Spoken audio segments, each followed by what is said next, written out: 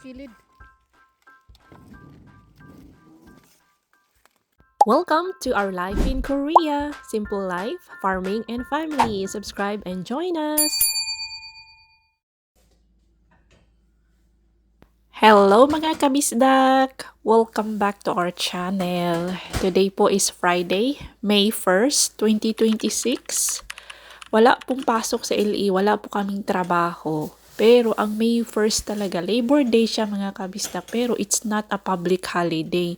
Yung mga company workers and employees lang po ang walang pasok, pero ang bangko, schools, and government offices is open siya. Pero binago po ito ni President Lee Jae-myung. So starting 2026 from this year onwards, ang May 1 po ay public national holiday. Lahat po walang pasok. So meaning wala po tayong pasok sa LE, walang pasok sa school, nasa bahay, taong bahay po kami for today's video. Naglilinis si Ajuma, tapos na tayong maglinis sa kusina, pati rice cooker, lahat-lahat, pati yung ating basahan, mga trapo. Binababad ko siya sa mainit na tubig and then nilalabhan at pinapatuyo po para hindi mangamoy yung ating mga trapo, mga basahan dito sa kusina. Pero sa farming, wala pong holiday, hindi po sila affected sa holiday. Ang nasa kontrata nila is sa isang linggo, once a week po ang kanilang day off. So, nasa trabaho po si Saldi Dudong at Lungkoy. Alam niyo po, itong aming fridge, kunti lang ang laman. Sinasadya ko pong kunti lang ang laman nito dahil yan po ang madalas naming pinag-aawayan ni DE. Hindi naman malaking away, parang laging nag-complain si DE kapag nakikita niya na maraming stocks na food, yung iba is inaabutan na expiration date, yung iba is matagal na ba nakikita sa loob ng ref. So, lahat ng mga pagkain dyan, may limit po yan. Dapat 3 to 4 days lang yan nasa loob ng ref. Tapos kung lumagpas na ng 4 days, itatapon na namin yan. Kung hindi ko itatapon po ni DE. Kanyan po siya. Yan po yung rason kung bakit nag-grocery kami, konti lang ang binibili, hindi po yung bultuhan. So, 'di ba, palagi man ako kapag pumupunta sa bayan, tuwing may trabaho, may pasok, doon ako bumibili mga kabisak. Pero konti lang talaga, yung kailangan na kailangan. Yung ating mga kitchen towels ay tapos ko nang mababad sa kumukulong tubig, para talaga double kill yung mga bakterya at walang amoy. Yung ating mga trapo ay dito ko siya sinasampay sa naaarawan na lugar. O, ayan. 10 na po. Late kaming late kaming nag-start sa aming araw kasi walang pasok.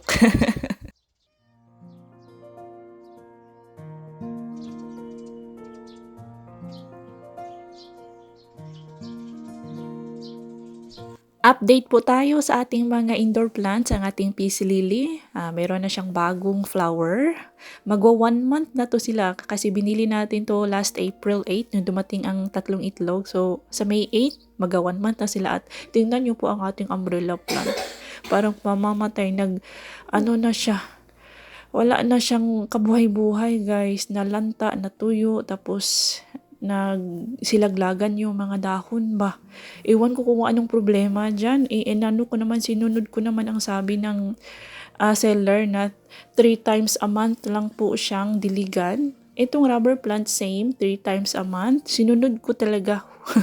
Pero yung ating rubber plant, healthy na healthy siya. Makintab yung kanyang mga dahon. Yung ating umbrella plant lang po ang may problema. Let's see kung makasurvive pa ba yung umbrella plant natin, no? Magtutupi muna tayo dahil last night naglaba ako ng mga swimming trunks ni LE kasi may swimming lessons po siya last Tuesday and Wednesday.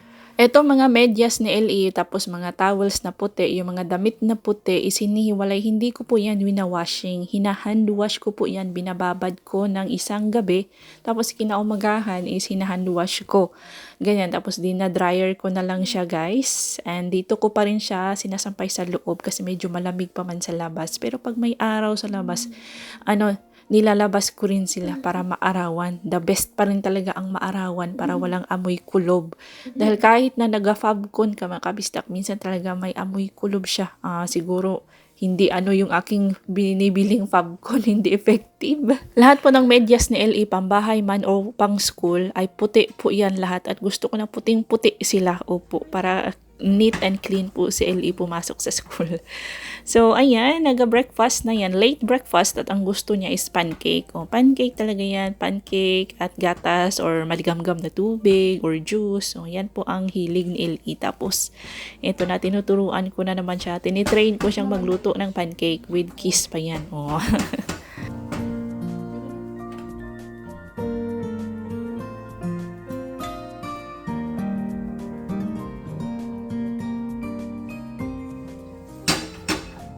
Para po sa ating lunch ay magluluto tayo ng chicken sinabawan with gata at perfect po ang pancake namin ni LE mga kabisdak ko. Oh.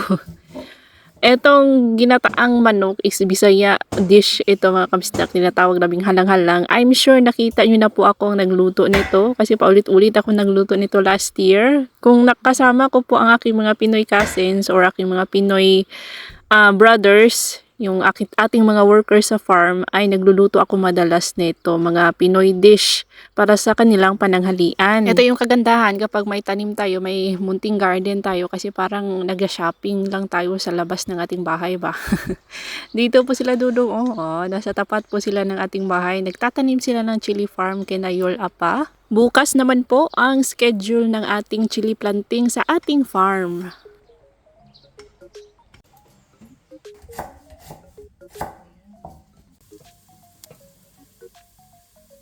Kumpara dito, mas mabango pa yung coconut milk kaysa sa bawang. Or kasi ako yung nagluluto kaya hindi ko siya naaamoy. Parang yung ano ba, kung hindi ikaw yung nagluto, mas masarap.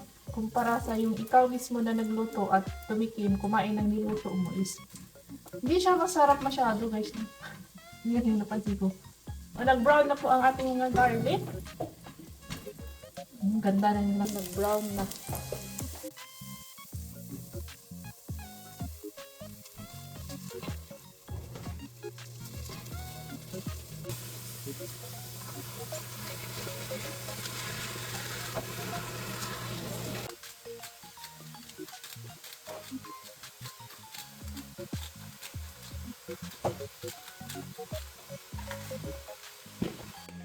Bulaklak! Chicken ya? Pakai boleh?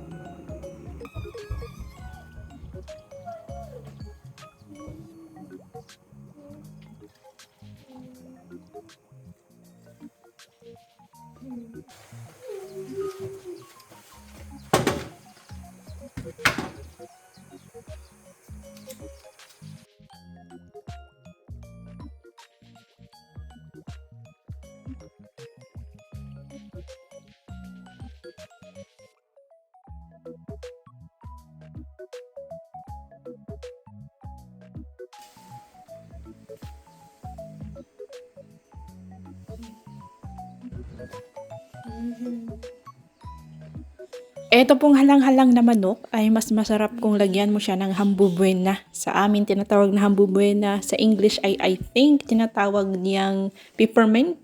Parang kapamilya siya ng spearmint mga kabistak. Ito pong tinanim ko ay spearmint pero mas masarap po ang amoy ng hambubuena. Ewan ko lang kung ano yung hambubuena sa inyo. Yung itsura niya ay parang spearmint talaga, parang ganito. Pero yung amoy niya is mas matapang. Yung amoy ng hambubuena is mas matapang at mas masarap po siyang gawing sahog sa mga niluluto nating sabaw, especially ang ating halang-halang. And look mga kabisdak, may ginawa pong bracelet si Little Insoy para po itong halo-halo. Parang fruit salad na bracelet. Meron siyang watermelon, grapes, apple, banana, dragon fruit. Opo, ang gawa niya sa school. 2 to 3 times a month ko lang pong pinapayagang kumain niya ng pizza si Little Insoy. Mas maganda kung 1 or twice a month lang po siyang kumain. Maximum na yung 3 times a month kumain ng pizza.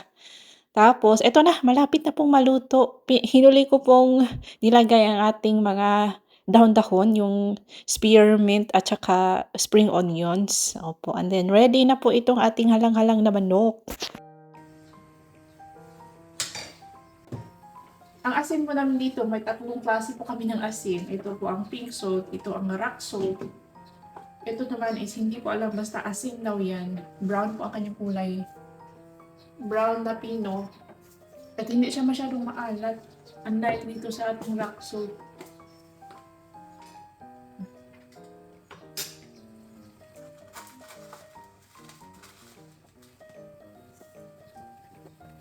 Aha, paminta.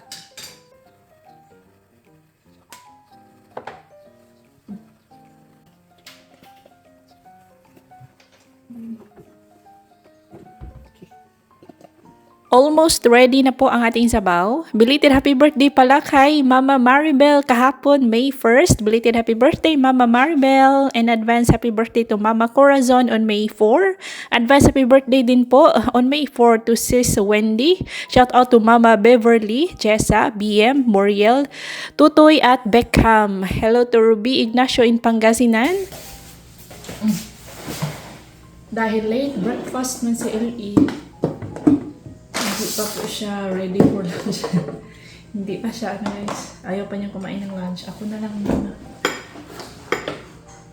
Si DE ay nasa Yanggu. Bukas magtatanim po tayo ng ating mga chilies. Ating chilies. Kanina yung tinanim nila Dudong. Saldi at Nungkoy.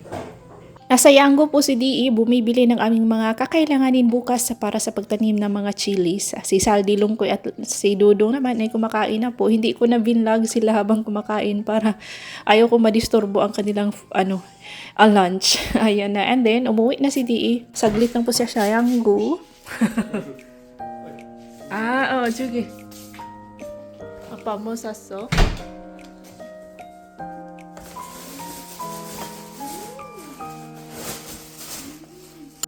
어디가? 호복보이 그지? 고구마 왜 줘? 호복보이 너 고구마?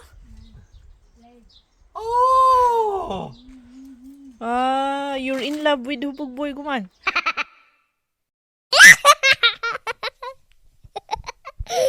Always going to 호복보이 아주 그냥.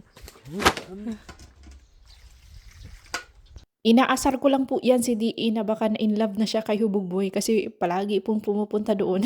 Pero joke lang po yan mga kabisnak. Naanoy na yan siya sa akin. Ito pala mga guguma, mga kamuti tops, itatanim po namin yan. So bibigyan din niya si Hubugboy daw. 'Di ba last year nagpatubo kami ng mga kamuti doon sa bahay ni Bianan, yung nasa uluhan namin. Pero ngayon, hindi na po. Kasi hindi po maganda yung pinatubo namin kamote. Hindi maganda yung resulta. So this year, bumili na po kami. At nung makauwi na sa bahay yung ating mga boys, sila Saldi, Dudong at Nungkoy, ay nakiusap akong pupuntahan namin yung supplier ng ating mga chilies para kunin na yung ating mga seedlings para bukas tuloy-tuloy na po yung trabaho. Nandoon na po si DE naghihintay sa supplier namin.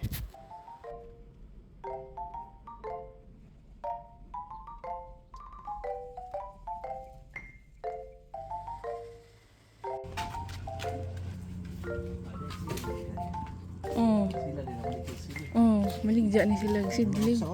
Ha? Di laki kan yang laki. Di mo lagi tara na ko. Basta mauna yung supplier bajig laki. Pili miro katong kita bajig laki. Katong kam. Dani lagi, Dani. Mau bitaw na. Unsasan?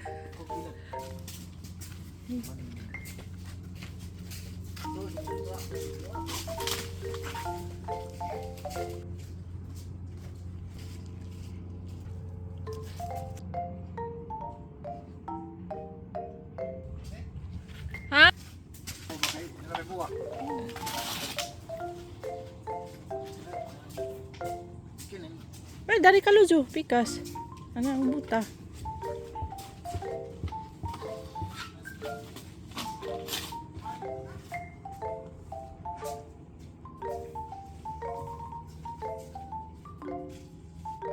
Ito po ang aming supplier since nag-start kami ng chili planting 3 years ago. Yes. 3 years ago po kami nag-start ng farming. Watermelon. Ang bili po namin per piece ng chili seedlings ay 500 Korean won. So 5,000 times 500 Korean won ay nasa 2.5 million Korean won. Kung i-convert mo yan sa peso mga kabisdak, nasa 100,000 peso. Yes. Medyo may kamahalan po ang seedlings natin. Opo. So, dapat anuhin talaga, dapat mag-pray na maging successful kasi nakagastos. Magasto po ang farming mga kabisdak, lalo na kung malaki ang ating farm. Plus ano pa, labor pa, plus yung mga pesticide pa, yung mga mating, lahat-lahat. Magastos po talaga ito. Pero worth it naman kung i-bless tayo ni Lord. Bawing-bawi naman po. Kilid.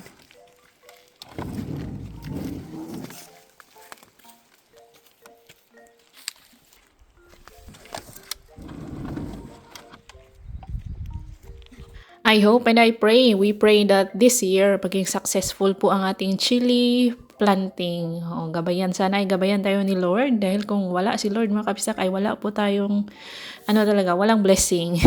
Happy birthday po to John Romeo Di Maano. Shout out to Ivar Arum Di Maano and Maria Angelou. Hello kay Ma'am Evelyn Tanoy. Maraming salamat sa hindi pag-skip ads. Thank you mga kabisdak sa suporta.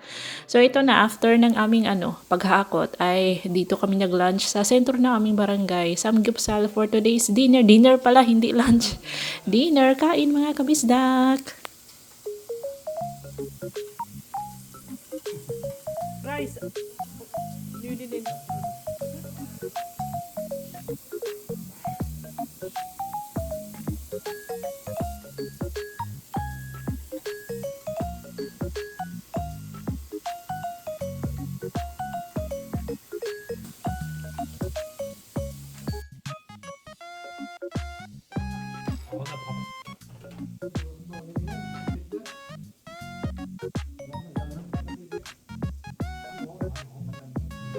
Dami na ako.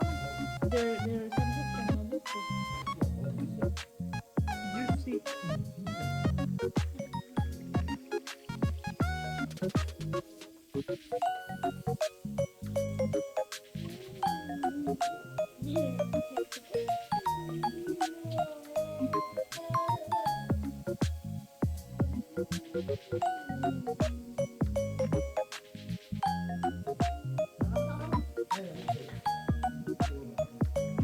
Samgyupsal.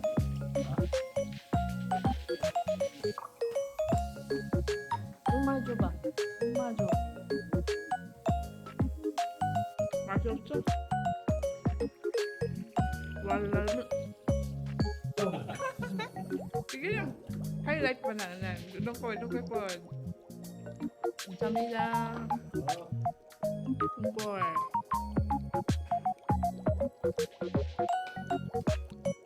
Lami lang. Lami. Pipino.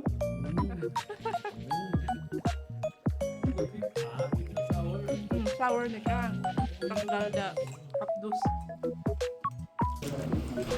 Kawas hapdos. Lumabusog ka. It's time to punit our calendar kasi May 1 na ngayon. May 2 na bukas.